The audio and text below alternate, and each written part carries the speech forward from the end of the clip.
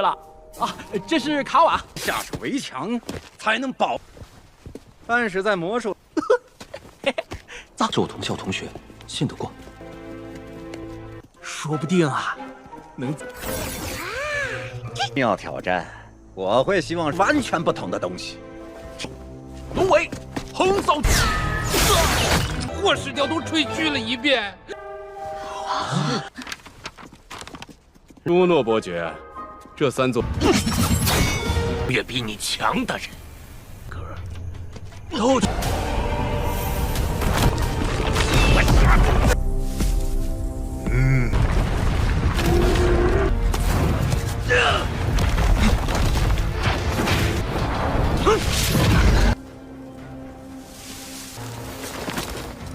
实力惊人呐！暗的是人类卡。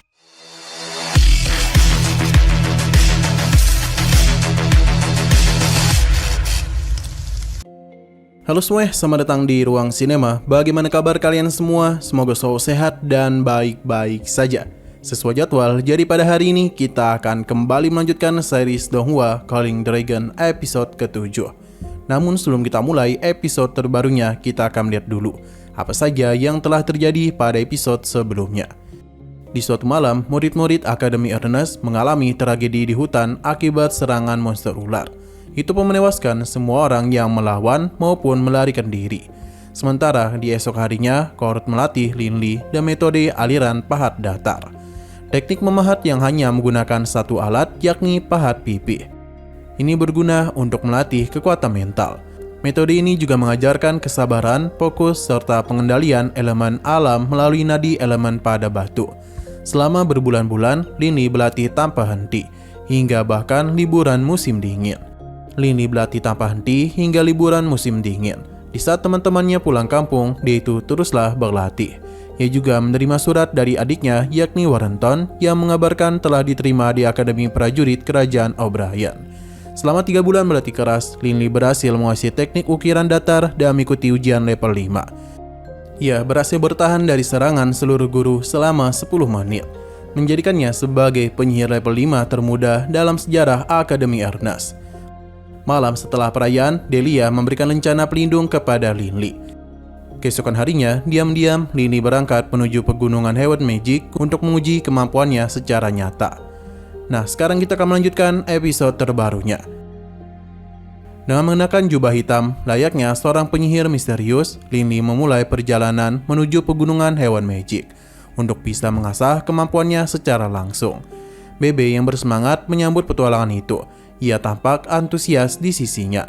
Namun Pak Tua Court justru berpesan agar Linli berhati-hati selama berada di wilayah tersebut. Pasalnya, ia bisa saja langsung bertemu dengan gerombolan perampok kapan saja. Belum jauh melangkah, Linli tiba-tiba mendapatkan serangan dari 2 orang misterius, sehingga terjadilah baku hantam singkat.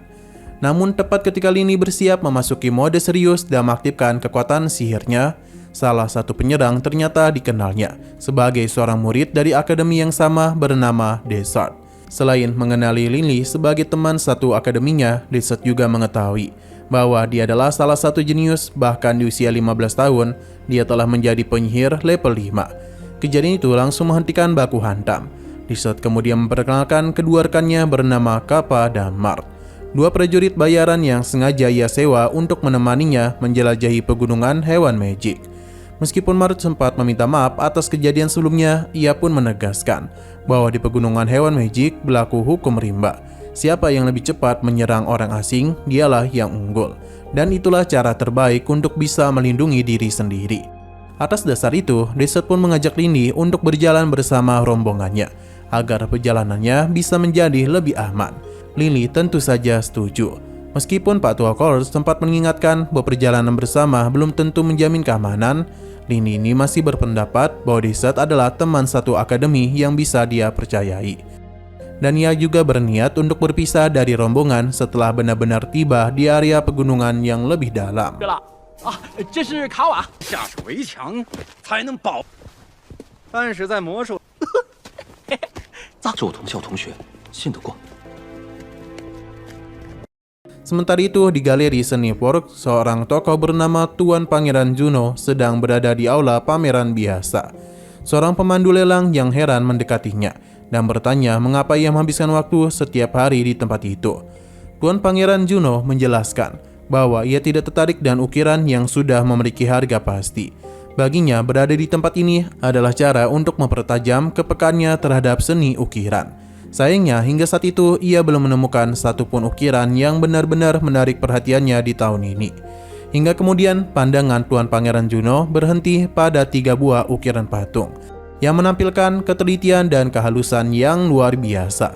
Ia langsung terpukau dan mulai bertanya-tanya, apakah ketiga ukiran tersebut dipahat hanya dengan satu alat ukir. Mengesampingkan pertanyaan itu sejenak, Tuan Pangeran Juno yang sudah tertarik sejak pertama kali melihatnya pun segera menawar ketiga ukiran itu masing-masing seharga 100 koin emas. Namun menyadari batas waktu lelang masih 2 minggu lagi, ia menarik kembali penawarannya dan memutuskan untuk menunggu. Ia ingin melihat apakah ada penawar lain yang akan muncul lebih dahulu.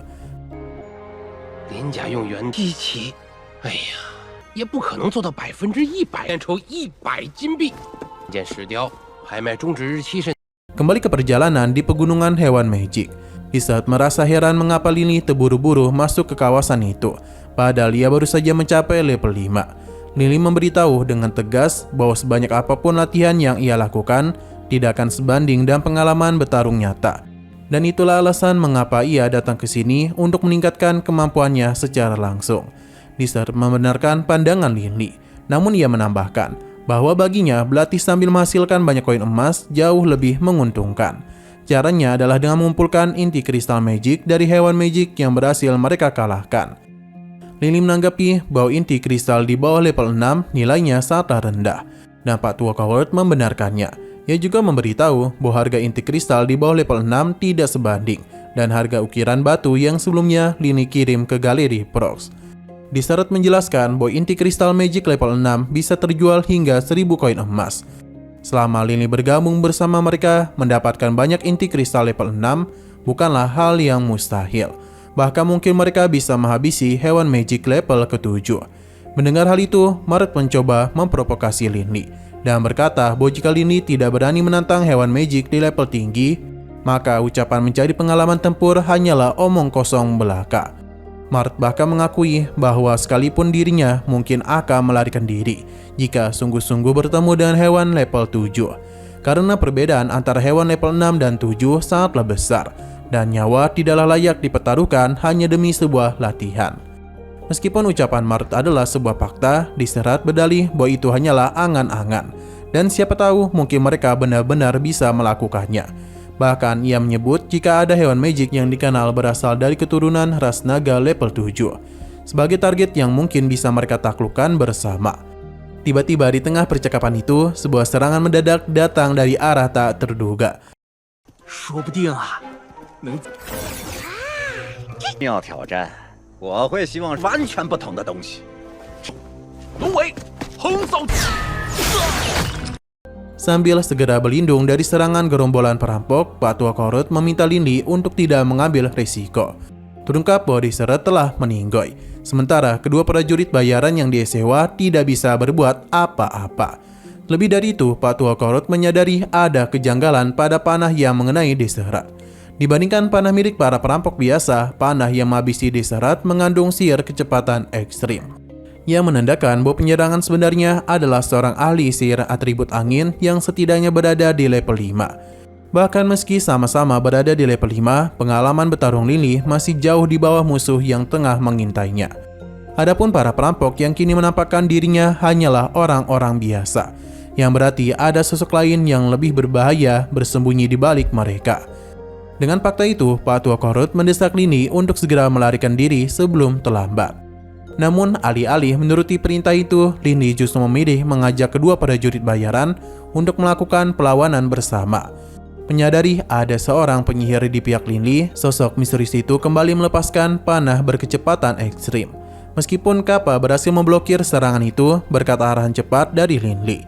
Keadaan berbalik buruk, panah yang diblokirnya tiba-tiba membelok arah dan menghantam Kappa dari sisi yang tak terduga. Ketika itu, Lily benar-benar terkejut, menyaksikan kemampuan musuhnya yang mampu mengkombinasikan kecepatan dan atribut angin dengan sempurna. Sementara itu, Mort terlihat menunjukkan sikap yang mencurigakan, seolah-olah menyimpan rencana tersembunyi.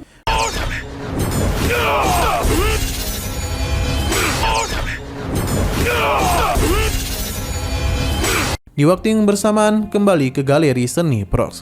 Tuan Pangeran Juno terkejut mendapati seseorang telah menawar ketiga patung itu masing-masing seharga 300 koin emas. Sosok tersebut adalah Tuan Demo, yang ternyata juga tertarik dengan ketiga ukiran tersebut. Meskipun Tuan Pangeran Juno menyatakan bahwa ketiga ukiran itu terlihat biasa dan dipahat dengan cara yang kasar, bahkan menyarankan Tuan Demo agar cukup mengambil satu patung saja sebagai pajangan. Tapi Tuan Demo justru mengabaikannya. Ia langsung memberikan penawaran 1000 koin emas untuk setiap patung.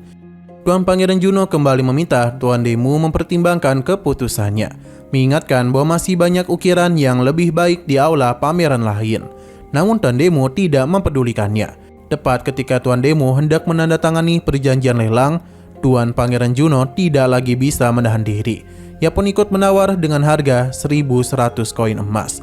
Tidak mau kalah, Tuan Demo segera menaikkan penawaran menjadi 1200 koin emas. Di momen itu, Tuan Pangeran Juno akhirnya mengakui secara terbuka bahwa ketiga patung tersebut memang memiliki keunikan tersendiri dan juga berkualitas tinggi. Ia bahkan menawarkan untuk menyerahkan satu patung kepada Tuan Demo dan akan membantu mencari karya kelas atas lainnya. Namun Tuan Demo tidak menghiraukannya dan menaikkan harga menjadi 1300 koin emas. Itu pun membuat Tuan Pangeran Juno semakin tersulut. Ia menegaskan bahwa dirinya sudah mengincar ketiga ukiran itu selama 1 minggu penuh dan datang setiap hari ke galeri itu demi mencegah orang lain mendahuluinya. Sayangnya Tuan Demo tetap tak bergeming dan menaikkan harga menjadi 1400 koin emas. Tuan Pangeran Juno pun membalas dengan 1500 koin emas. Di tengah adu penawaran yang semakin sengit itu, pemilik galeri tiba-tiba menampakkan dirinya. Tuan Demo pun berhenti menawar dan menyerahkan ketiga patung itu kepada Tuan Pangeran Juno. Sambil berkata, apakah Tuan Pangeran Juno berani mengeluarkan harga tinggi hanya untuk ukiran di aula pameran biasa? Ini merupakan sindiran halus yang terselip di balik penyerahannya.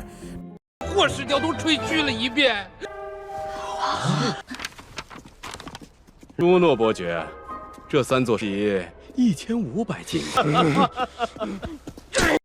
Dan tentu saja sudah bisa kita duga bahwa ketiga ukiran patung tersebut tidak lain adalah karya buatan Linli sendiri. Seusai kejadian itu, pemilik galeri Prox menemui para tetua akademi untuk mencari Linli. Ia menyampaikan bahwa selama beberapa tahun terakhir, aula pameran biasanya tidak pernah menjual patung dan harga setinggi itu. Bahkan dibandingkan 6 master ukiran yang selama ini diakui, kemampuan Linli dinilai jauh melampaui mereka semua. Pemilik galeri pun secara resmi mengucapkan selamat kepada Akademi Ernest atas lahirnya seorang seniman tingkat tinggi.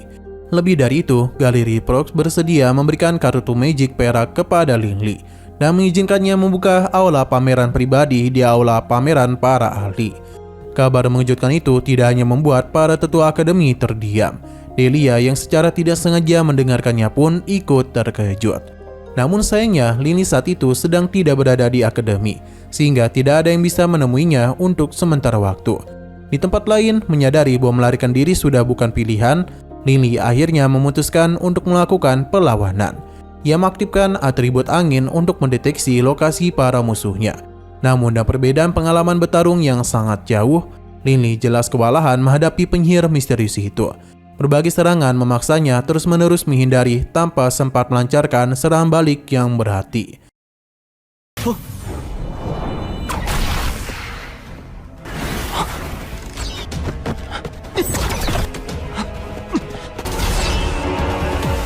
Sesampainya di kedalaman hutan pegunungan hewan magic, Linli Barus mulai menyadari sesuatu yang menarik musuhnya selalu menjaga jarak dan tidak berani mendekat.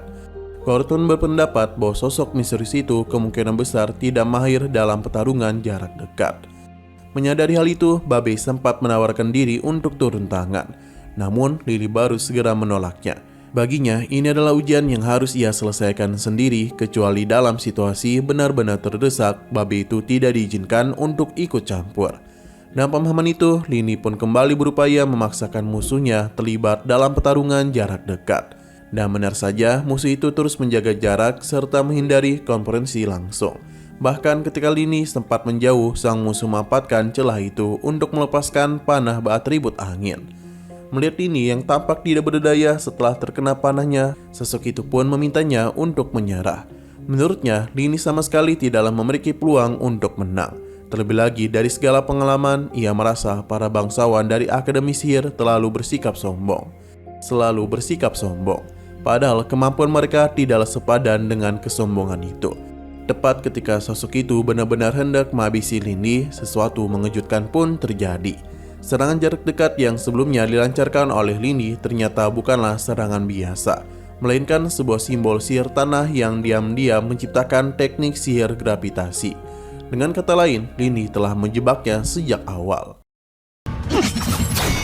越比你强的人，可都。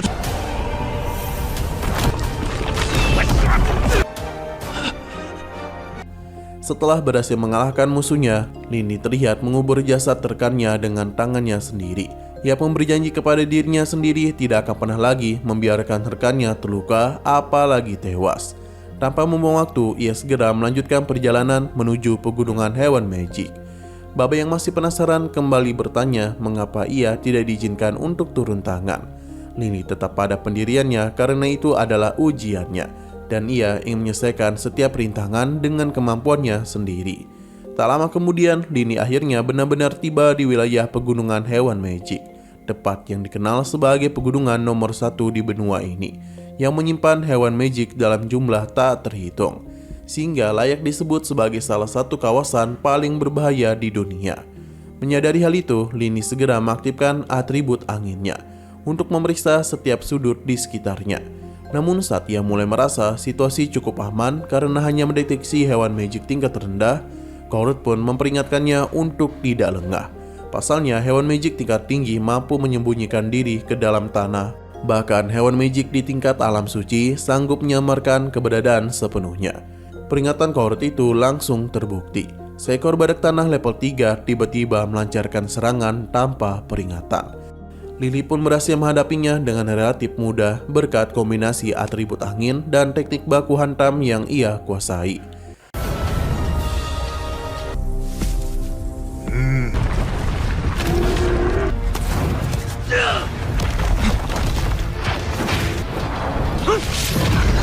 Meski hewan yang baru saja dikalahkannya hanya berada di level ketiga, inti kristal yang tertinggal justru membuat Coward terkejut. Menurutnya, inti kristal milik badak tanah tergolong langka dan dapat dijual dengan harga ratusan koin emas. Dengan kata lain, langkah pertama Lini memasuki pegunungan itu terbilang cukup beruntung. Beberapa saat kemudian, menuruti permintaan Babe, Lini pun memanggang daging badak tanah. Wajar saja mengingat mereka belum makan sama sekali sepanjang perjalanan menuju wilayah itu. Hal ini pun membuat Babe tampak sangat tidak sabar sampai-sampai Lini kehilangan konsentrasi dalam mengendalikan sihirnya.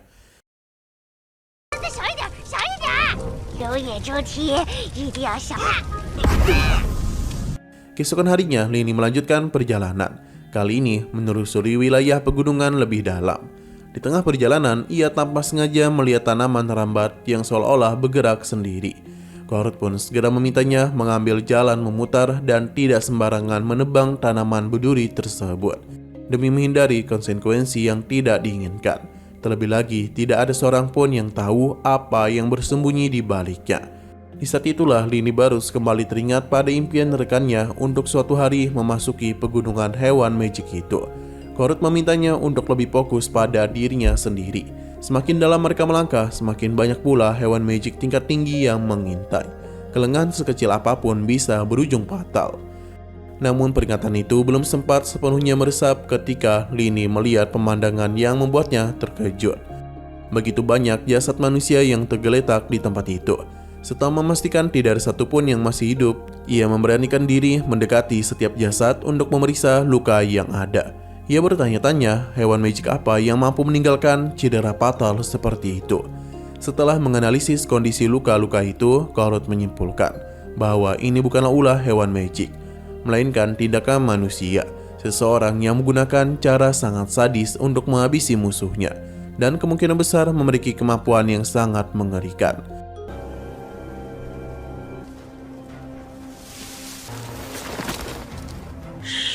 惊人呐！暗的是人类干。 Lalu Lini yang mulai berpikir bahwa hati manusia jauh lebih kejam dari hewan magic sekalipun segera dipotong oleh Coward yang meminta Lini segera meninggalkan tempat itu karena bau darah yang menyebar bisa memancing hewan magic tingkat tinggi untuk mendekat.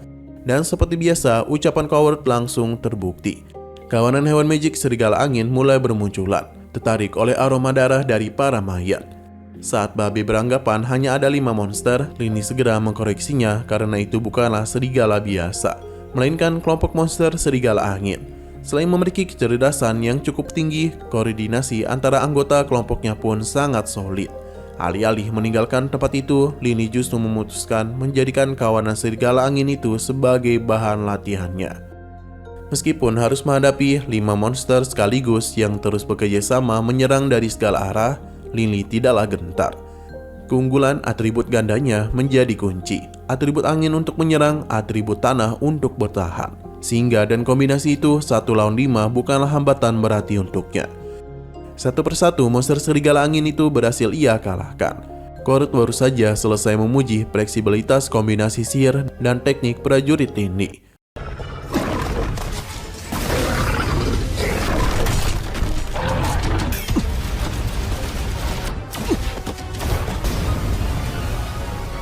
Ketika sesuatu yang tidak terduga terjadi, salah satu serigala ternyata hanya berpura-pura mati dan memanfaatkan kelengahan itu untuk melarikan diri.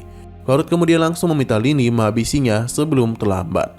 Jika monster itu berhasil lolos dan kembali dengan bantuan, masalah yang akan datang bisa jauh lebih besar. Aksi pengejaran pun dimulai. Monster itu berlari dengan kecepatan luar biasa, terus menghindari setiap serangan yang dilepaskan oleh Lini. Menghadapi hal itu, Lini pun menggunakan atribut anginnya ke batas ekstrim untuk mengejar. Hingga pada akhirnya dia pun berhasil menghabisi buruannya. Namun semuanya sudah terlambat karena tanpa disadari Lini telah terlalu jauh masuk ke dalam tempat ke jantung wilayah kelompok serigala angin. Di hadapannya kini bukan hanya segelintir monster biasa. Ada ratu dan raja serigala yang berdiri di antara kawanan itu. Dan level yang diperkirakan paling rendah berada di tingkat 5.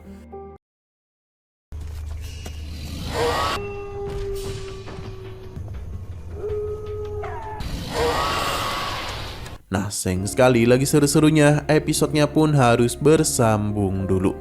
Tapi sebelum kita akhiri, seperti biasa kita akan melihat preview bagian selanjutnya. Di sarang atau jantung wilayah kelompok serigala angin, kita dapat melihat Lini dan Babe sedang mencoba melarikan diri sejauh-jauhnya dari kejaran kelompok serigala angin. Meskipun begitu, Lini tetap saja tak mampu lolos, sehingga mau tak mau dia harus berhadapan dengan mereka. Namun sayangnya dalam pertarungannya, sekilas terlihat energi Lini yang mulai habis dan tak mampu mengeluarkan kekuatannya lagi. Setelah Lini berhasil kabur dari kelompok serigala angin, tampak dia itu secara tak sengaja bertemu dengan seorang pria yang tak dia kenali. Akan tetapi pria itu bukanlah orang baik. Sewaktu Lini sedang tertidur, pria itu diam-diam mencoba untuk menghabisinya dengan senjatanya. 林雷，当烈火了。 要着急走啊，林雷兄弟，他们一 Oke, sekian dulu pada video kali ini. Untuk video selanjutnya akan segera hadir. Jadi bagi kalian yang ingin mengikuti series ini, langsung saja klik subscribe dan aktifkan loncengnya. Terima kasih yang sudah menonton video sampai habis. Jika kalian suka pada video ini, klik like dan share ke teman-teman kalian tentang channel ini. Dan ditunggu aja kelanjutannya. Oke, sampai jumpa di video selanjutnya.